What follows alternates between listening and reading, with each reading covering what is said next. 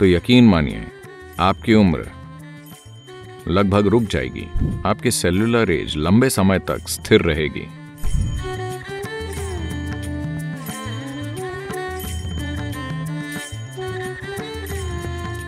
आज जैसे जैसे समाज ज्यादा से ज्यादा संपन्न हो रहे हैं, वो उतना ही बुरा खाना खा रहे हैं। भारत में गांव के लोग जिसे छूते भी नहीं हैं, बड़े शहरों में लोग वैसा खाना खा रहे हैं।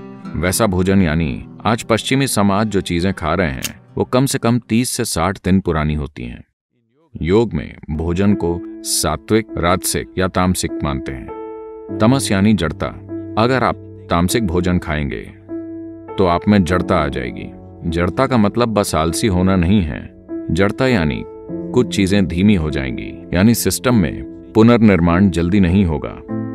आज आप जानते हैं कि दिमाग से अच्छा काम लेने के लिए सबसे जरूरी यह है कि दिमाग में नए सेल्स या कोशिकाएं जीवन भर जल्दी बनती रहें। अगर आप तामसिक भोजन खाते हैं जो आपके शरीर या आपकी ऊर्जा में जड़ता पैदा करता है, तो आप धीरे धीरे चीजों का अच्छे से अनुभव नहीं कर पाएंगे।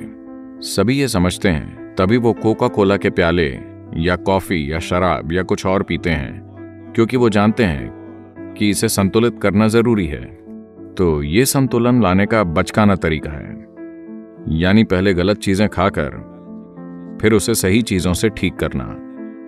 दुनिया में सबसे ज्यादा एंटासिड दवाइयां, दुनिया के लगभग 60% एंटासिड अमेरिका में बेचे जाते हैं, जहां दुनिया के सबसे अमीर लोग हैं। यानी वहां कई विकल्प हैं, वो बेहतरीन खाना खा सकते हैं, पर नहीं, वो सबसे खराब खा रहे हैं, क्योंकि कमर्शियल बिजनेस आपका भोजन तय कर रहे हैं। आप सचेत होकर कुछ नहीं खा रहे हैं। मान लीजिए लोग ताजा खाना खाने लगे।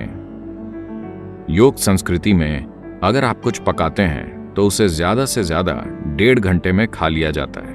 90 मिनट से पहले उसे खा लेना चाहिए। उसके बाद भोजन को नहीं छुआ जाता, क्योंकि उसमें तमस आने लगता है, यानी जड़ता होगी।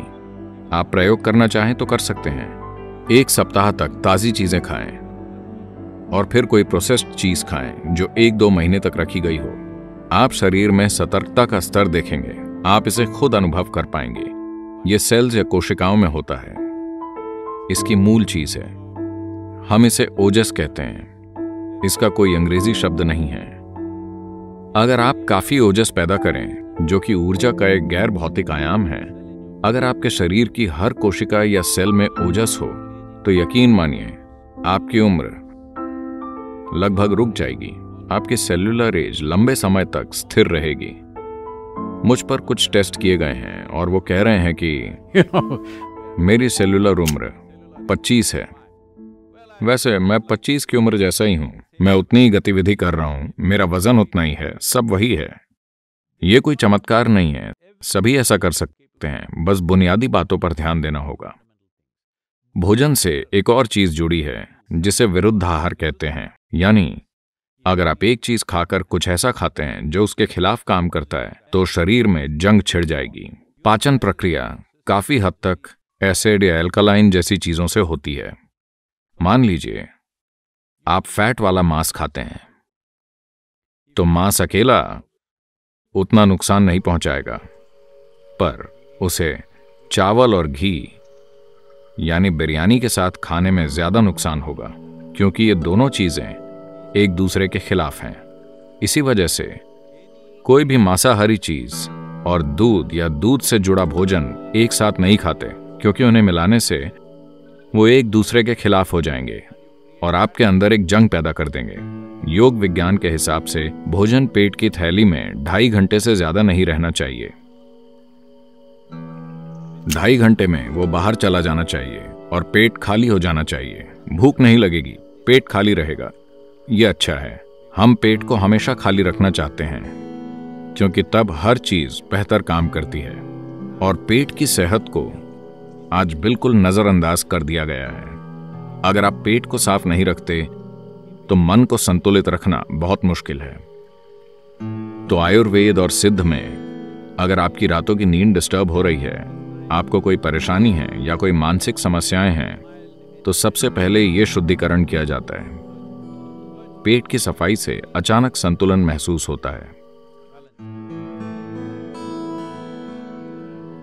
तो ईशा योग केंद्र में हम सुबह नीम और हल्दी की एक छोटी गोली खाते हैं। इसके कई पहलू हैं।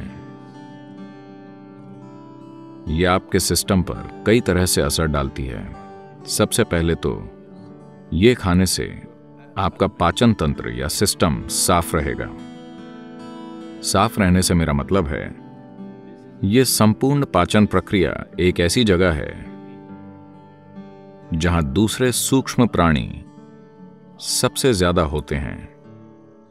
तो हमारी भोजन नली सूक्ष्म जीवों से भरपूर है और उनमें से कई हमारे मददगार हो गए हैं। हम उन्हीं की वजह से जी रहे हैं और खाना पचा पा रहे हैं। वो हमारी कई तरह से मदद कर रहे हैं, पर कई जीव ऐसे भी हैं जो हमें नुकसान पहुंचाते हैं। नीम को जब हल्दी के साथ लिया जाए तो इन दोनों चीजों में यह खासियत है कि मोटे तौर पर वो चीजें जो शरीर के लिए जरूरी नहीं हैं, जो हमें नुकसान पहुंचा सकती हैं, यानी हर तरह के नुकसानदायक जीव या पैरासाइट्स खत्म हो जाते हैं। यह एक संपूर्ण समाधान नहीं है, पर इससे आपके शरीर को सुधारने के लिए जरूरी माहौल बनेगा। फिर आप या तो दवा या जरूरी अभ्यास से चीजें सुधार सकते हैं। हम इसे उस व्यक्ति पर कैसे लागू करें जो अभी बीमार है? इसे करुणा के साथ संभालना होगा। इसका कोई तय तरीका नहीं है, मेरा तरीका या आपका तरीका। यह कहना बहुत मूर्खतापूर्ण होगा कि इसे केवल इसी तरीके से किया जा सकता है, क्योंकि इंसान ऐसे नहीं होते। एक सोचा समझा कार्य जो सही ज्यादा होगा और गलत कम, आप सही ज्यादा करें और गलत कम, आप बस यही कर सकते हैं। मुझे नहीं लगता कि किसी को भी एक बिल्कुल सही तरीका पता है उन मानसिक स्थितियों के लिए जिनमें लोग हैं।